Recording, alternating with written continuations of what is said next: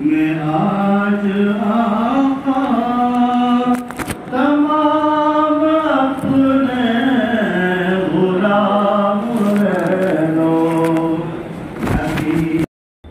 والصلاة والسلام على من لا نبي بعده أما بعد قال الله تبارك وتعالى في القرآن المجيد والفرقان الحميد أعوذ بالله من الشيطان الرجيم بسم الله الرحمن الرحيم والذين جاهدوا فينا لنهدينهم سبلنا وإن الله لمع المحسنين صدق الله العظيم وهو أصدق القائلين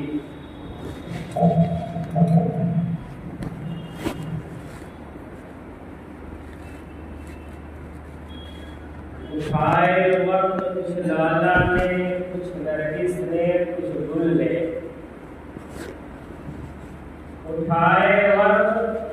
کچھ لالا نے کچھ نرگس نے کچھ گل نے چمن میں ہر طرف بگڑی ہوئی ہے داستاں میری قابل احترام بزرگوں نوجوان بھائیوں جیسا کہ یہ بات ہم اور آپ بخوبی طور سے جانتے ہیں کہ آج شمسی اعتبار سے یعنی انگریزی تاریخ اور انگریزی تقویم کے اعتبار سے اگست کی 18 تاریخ ہے۔ اگست کا مہینہ یہ ایک ایسا مہینہ ہے کہ اس ملک کے اندر بسنے والا ہر انسان بحیثیت ہندوستانی ہونے کے اس مہینے کا بڑا انتظار کرتا ہے، اور وہ انتظار کیوں نہ کرے؟ اس لیے کہ اسی مہینے کی وہ تاریخ ہے جسے ہم اور آپ یوم آزادی یعنی 15 اگست کہتے ہیں، جو ایک دو روز پہلے گزر بھی گیا۔ تو چونکہ اس مہینے کے اندر ایک تاریخ ہے 15 اگست کی، یوم آزادی کی، یہ تاریخ اس ہندوستان کے ہر باشندے کے لیے بڑی خوشی کی تاریخ ہے۔ جب یہ تاریخ آتی ہے، یہ دن آتا ہے، تو ہندوستان کے ہر خطے میں، ہر قریے میں، ہر گاؤں میں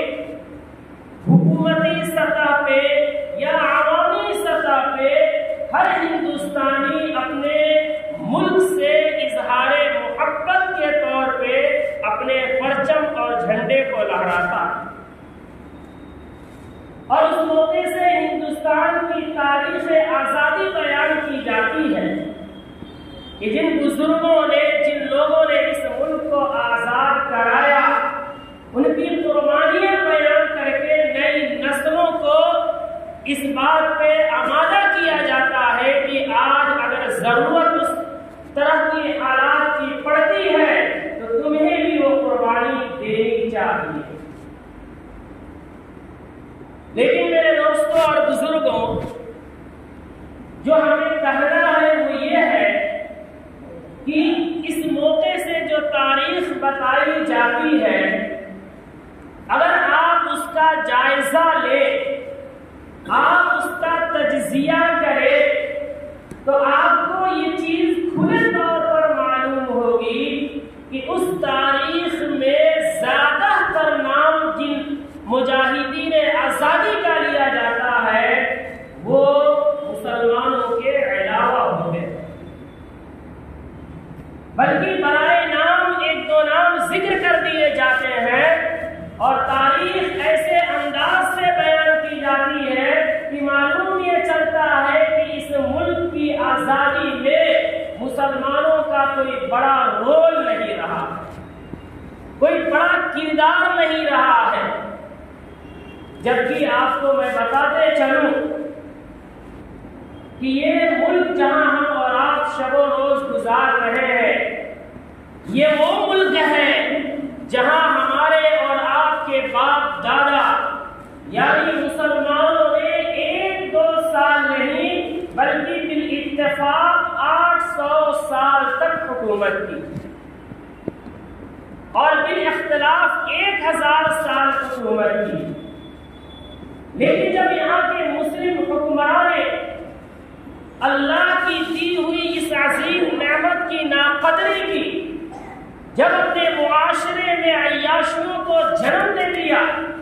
جب طوائف الملوکی کے شکار ہو گئے، جب آپس میں برادری کے نام پہ، مسلک کے نام پہ، مشرب کے نام پہ لڑائیاں اور جھگڑے شروع ہو گئے، گویا کہ جب مسلم حکمرانوں نے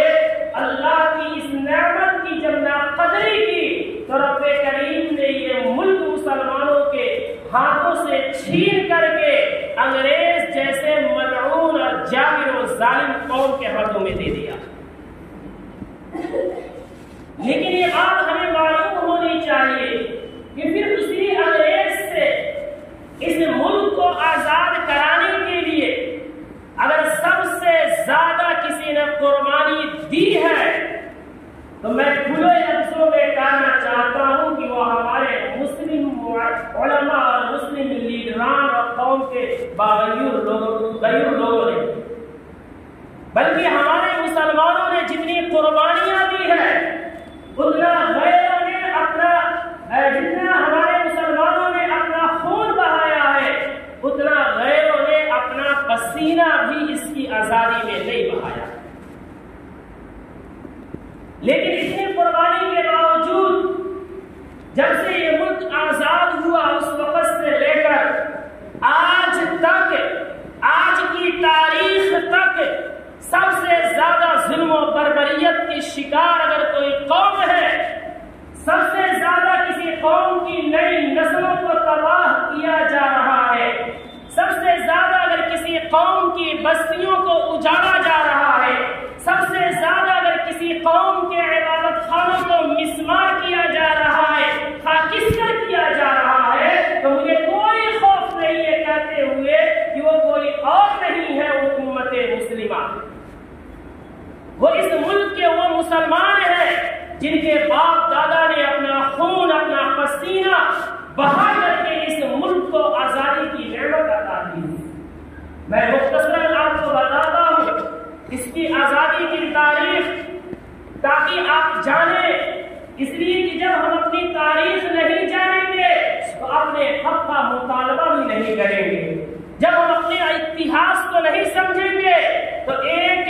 مسخ شدہ اتہاس ہمارے سامنے پیش کیا جائے گا اور اسی کو ہم برحق مان کر کے تسلیم کریں گے، جیسا کہ آج ہو رہا ہے۔ آج جو تاریخ بیان کی جاتی ہے اس تاریخ کو مسخ کیا گیا ہے، حقیقت کو چھپایا گیا ہے، اور افسوس کی بات یہ ہے کہ ہم مسلم نوجوان اور ہم مسلم پڑھے لکھے لوگ بھی ایسے ہیں کہ ہم پڑھتے بھی ہیں تو انہی کی تاریخوں کو پڑھتے ہیں، ہمارے ان تاریخی کتابوں کو نہیں پڑھتے جنہیں ہمارے اکابر نے لکھا، مسلم لیڈروں نے لکھا، مسلم لیکھکوں نے لکھا، ان کتابوں کو ہم اور آپ پڑھنے کی کوشش نہیں کرتے۔ جب یہاں انگریزوں کا ناپاک قدم پڑا، واسکو ڈی گاما جو پرتگال کے راستے سے اپنے ایک وفد کے ساتھ صوبہ بنگال میں آتا ہے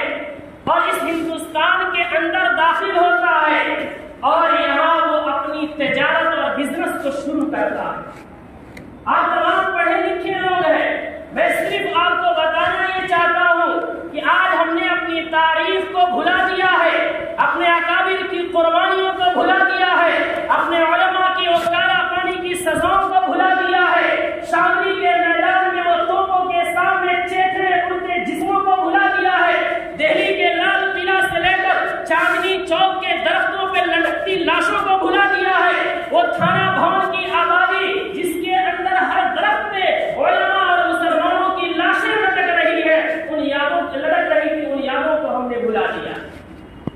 جس کی وجہ سے آج ایک باطل اور فرقہ پرست شخص کھڑا ہو کے ہمارے حقوق کو ملیامین کرنے کی بات کرتا ہے تو چند پڑھا لکھا، تعلیم سے نا آشنا، تاریخ سے نا واقف اور نا ہمجان مسلمان کھڑے ہوتے ہیں اور اس کی آواز کا ساتھ دیتے ہیں، اور یہ کہنے پہ ہم اور آپ مجبور ہوتے ہیں کہ ہمیں اس ملک میں خاموش ہی رہ جانا چاہیے۔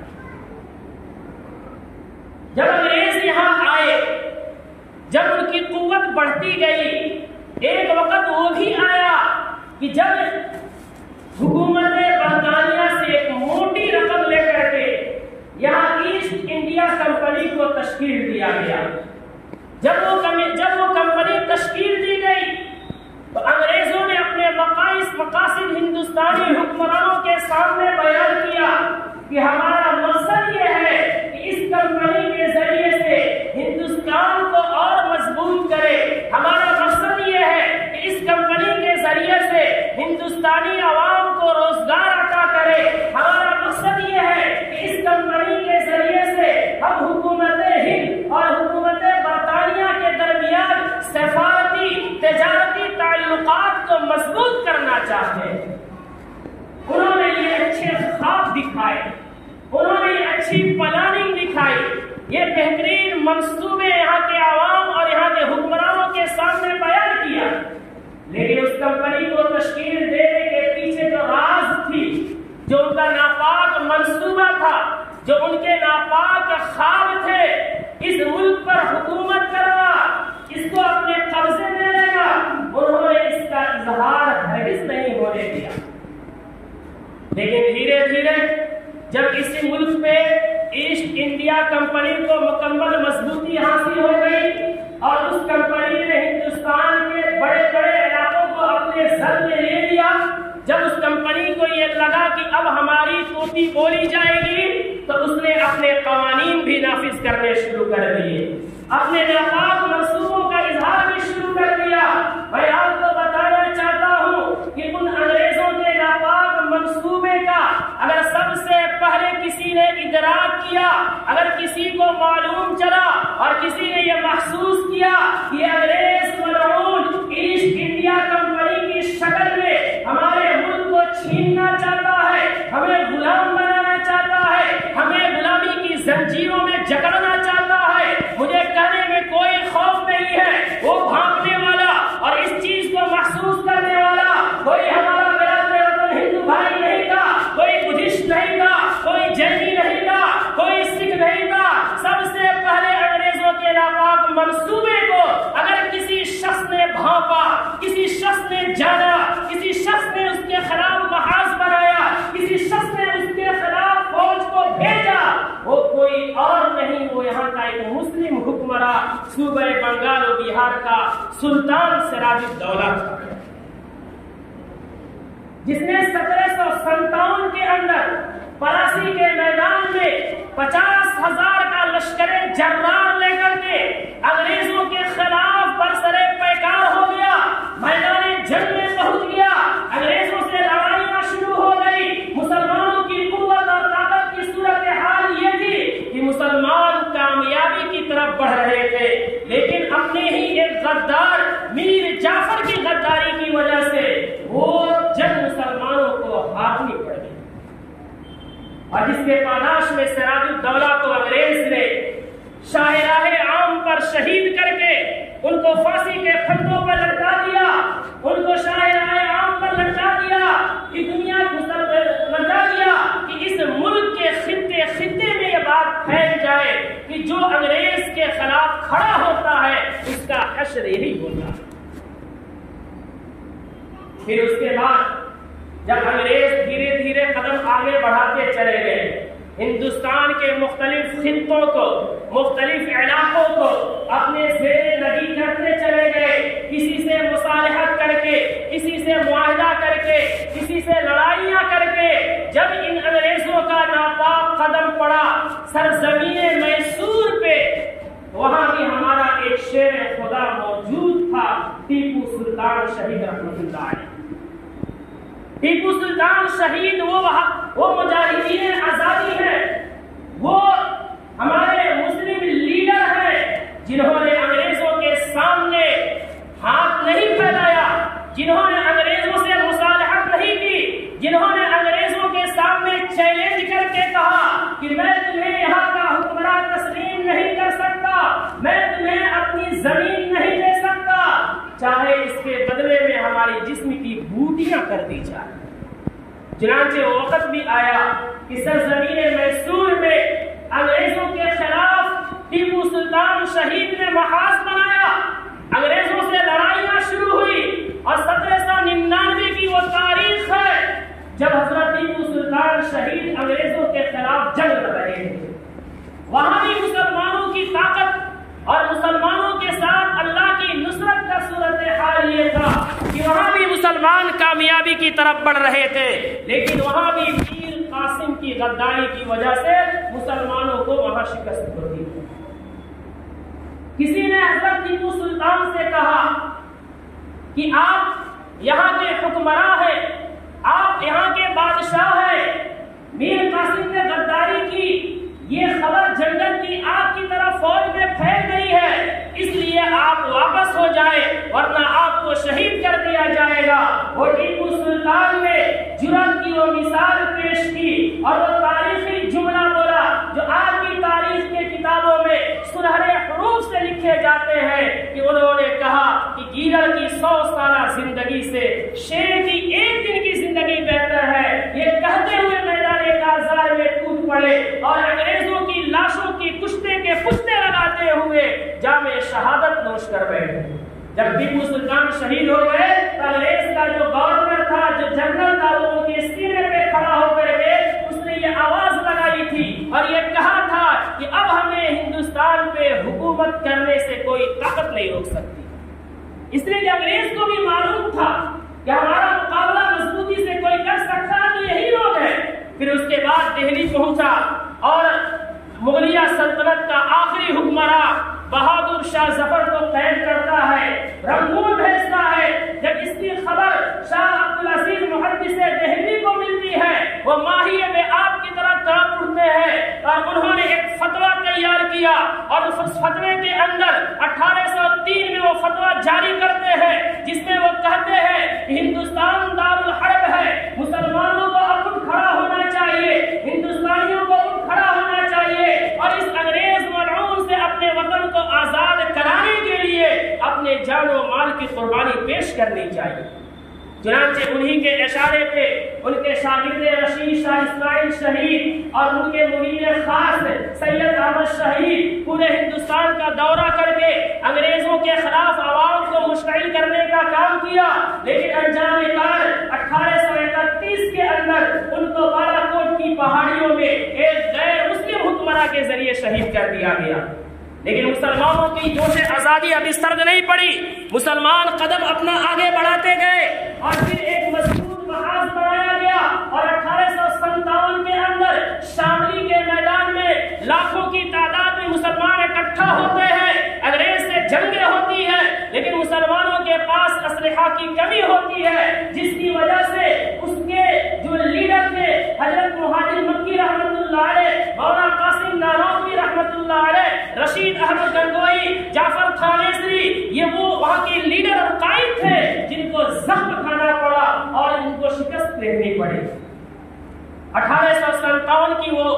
جنگ آزادی ہے جس کو تاریخ نے غدر کے نام سے یاد کیا ہے، اس لیے کہ اس جنگ کے بعد انگریز نے اعلانیہ قتل عام کیا مسلمانوں کا اور علماء کا ڈھونڈ ڈھونڈ کر کے قتل کیا، جس کی وجہ سے مسلمانوں کے علماء نے سر جوڑ کر کے بیٹھا کہ اب کیا کیا جائے۔ چنانچہ انہوں نے محاذ بنا کر کے 1866 میں دارالعلوم دیوبند کا قیام عمل میں لایا کہ یہاں سے علماء تیار ہو اور مجاہدین آزادی تیار ہو۔ چنانچہ اسی دارالعلوم دیوبند کے ایک مشہور شخص ہے شیخ الہند محمود حسن دیوبندی، جس کو تاریخ نے بانی تحریک ریشمی رومال کے نام سے یاد کیا۔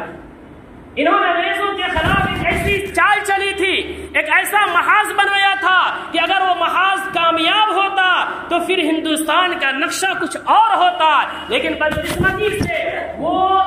ان کا منصوبہ جو ہے ناکام ہو گیا۔ جب وہ حجاز مقدس گئے، خلافت عثمانیہ جو اس وقت کی اسلامی مرکزی حکومت تھی اس سے مدد کرنے کے لیے گئے تو اس کی جو ساری پلاننگ تھی، جو ریش افغانستان سے حجاز مقدس بھیجی جا رہی تھی، انگریزوں کے ہاتھ لگ جاتی ہے۔ انگریز اس کی وجہ سے شیخ الہند محمود حسن دیوبندی کو گرفتار کرتا ہے، جو لوگ اس میں تھے سب کو گرفتار کر کے کالا پانی کی سزائیں انہیں دیتا ہے۔ خلاصہ کلام یہ ہے، میں آپ سے کہنا چاہتا ہوں کہ اس ملک کی آزادی میں 3 پارٹیاں ہیں جو اہم رول ادا کی ہیں۔ سب سے نمبر 1 پہ جمعیت علماء ہے۔ جمعیت علماء ہند وہ جمعیت ہے جس نے سب سے پہلے ہندوستان سے مکمل آزادی کا مطالبہ کیا تھا، اور اس جمعیت علماء کے 5 سال کے بعد، یعنی جمعیت علماء نے مکمل آزادی کا مطالبہ کیا، اس کے 5 سال کے بعد یہاں کی نیشنل کانگریس پارٹی نے آزادی کا مطالبہ کیا تھا۔ اور تیسرے نمبر پہ مسلم لیگ تھی جنہوں نے آزادی میں کردار ادا کیا، لیکن مسلم لیگ وہ نمک حرام پارٹیاں تھی جنہوں نے مسلمانوں کے ساتھ غداری کر کے پاکستان کا مطالبہ کیا اور مسلمانوں کے خون پہ ان کی نعشوں نے پاکستان کی تعمیر کی۔ لیکن میں آپ کو بتانا چاہتا ہوں کہ مسلم لیگ کو ہٹا دیا جائے تو 2 اہم پارٹیاں تھیں جنہوں نے تاریخ آزادی میں اہم کردار ادا کیا۔ ایک نمبر پہ جمعیت علماء ہے، دوسری نمبر پہ کانگریس پارٹی ہے۔ آپ جمعیت علماء کو اگر دیکھیں گے تو مکمل مسلمانوں کی پارٹی تھی۔ نیشنل کانگریس پارٹی کی اس وقت کی صورتحال دیکھیں گے تو 40% اس میں مسلمانوں تھے۔ آپ ذرا فیصلہ کریں اس تاریخ آزادی میں کلیدی کردار ادا کرنے والے کون ہیں؟ وہ کون لوگ ہیں جن کی وجہ سے آزادی ملی؟ میرے دوستوں اور بزرگوں، یہی تاریخ نہ معلوم ہونے کی وجہ سے آج ہمارے حقوق کو تلف کیا جاتا ہے، آج ہمارے ریزرویشن کو ختم کیا جاتا ہے، آج ہمارے بستیوں کو اجاڑنے کی پلاننگ ہوتی ہے۔ لیکن مسلمانوں کی تاریخ سے ناواقفیت کا حال یہ ہے کہ بزدلانہ موت مرتا ہے، بزدلانہ موت کو اپنے منہ میں ڈال لیتا ہے، لیکن اپنے حق کی بات نہیں کرتا ہے، اپنے حقوق کی بات نہیں کرتا ہے۔ جس کے باپ دادا نے اس ملک میں اتنی قربانیاں دی، اس ملک کا بوڑھا بوڑھا اس بات میں شاہد ہے، تاریخ بھرے پڑے ہیں، لیکن آج ہم انہی کی روحانی اولاد ہو کر کے بزدلی اور کہیں نہ کہیں احساس کمتری کے شکار ہو رہے ہیں۔ میرے دوستوں اور بزرگوں، ہمیں جرأت سے کام لینا چاہیے۔ ہمارے اکابر نے انگریزوں کے خلاف جنگیں لڑی تھی، ہمارے اکابر نے انگریزوں کے خلاف اپنے جان کا نذرانہ پیش کیا تھا۔ میں کہنا چاہتا ہوں آج اسی انگریزی مشن پہ کام کرنے والی حکومتیں بھی وجود پذیر ہے، جو ہمارے خون کر رہی ہے، جو ہمارے نسلوں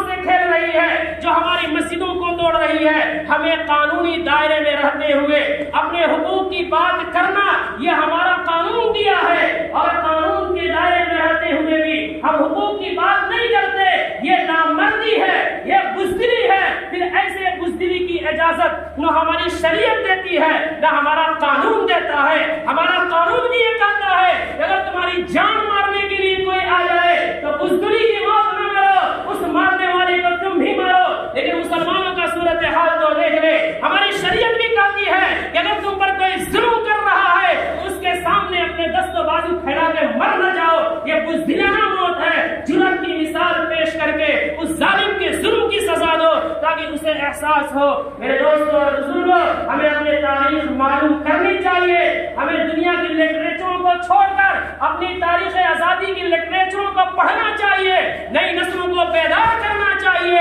اور اپنے قانون کے لیے، اپنے حقوق کے لیے قانون کے دائرے میں ہوتے ہوئے آوازیں بلند کرنی چاہیے، ورنہ حال کیا ہوگا جو حال برما کے مسلمانوں کا ہوا، جو بسینیا کے مسلمانوں کا ہوا، جو ملک شام کے مسلمانوں کا ہوا، جو آپ کے ہندوستان میں مختلف خطوں کے مسلمانوں کے ساتھ ہو رہا ہے، آپ کے ساتھ بھی ہوگا۔ آپ بھی بزدلی کریں گے، آپ بھی ویسے ہی جائیں گے جیسے دوسرے لوگ جا رہے ہیں۔ اس لیے ہم قانون کے دائرے میں رہتے ہوئے، ہمارا قانون اجازت دیتا ہے ہم اپنے حق کی بات کریں، سوشل میڈیا سے کریں، الیکٹرانک میڈیا سے کریں، پرنٹ میڈیا سے کریں، دائرے میں رہتے ہوئے احتجاجوں کی شکل میں کریں، اور جب ضرورت پڑے تو ہر اعتبار سے کریں، لیکن بزدل نہ ہو، نامرد نہ ہو، ورنہ جن پیسوں کو کما کر نسلوں کو خوشحال کرنا چاہتے ہیں، ہم اور آپ مر جائیں گے، ہماری نسلیں غلامی کی زنجیر میں جکڑیں گی، ہم اور آپ پیسے اکٹھا کر کے چلے جائیں گے، ہمارے ان پیسوں کو ہمارے خلاف استعمال کیا جائے گا، ہمارے بچوں کو جنہیں چھوڑ کر جائیں گے نسل کو باقی رکھنے کرنے کے لیے، لیکن ان بچوں سے نسلوں کو برباد کر دیا جائے گا۔ اس لیے ابھی وقت ہے، ہوش کا ناخن لے، فاعتبروا یا اولی الابصار پہ عمل پیرا ہو کر دوسروں سے عبرت حاصل کر کے منظم ہو، متحد ہو، برادری کے اختلاف، خاندان کے اختلاف، قبیلے کے اختلاف، انصاری اور شیخ کے اختلاف کو پیروں کے نیچے ڈال کر روک ڈالے اور کلمۃ واحدہ، ایک کلمہ پڑھنے کی بنیاد پہ متحد ہو کر کے ایک مسلمان کا بھائی ہونے کی بنیاد پہ اپنے مسلمان اپنے نسلوں کی حفاظت کے لیے آوازیں اٹھائیں اور حق اور قانون کے دائرے میں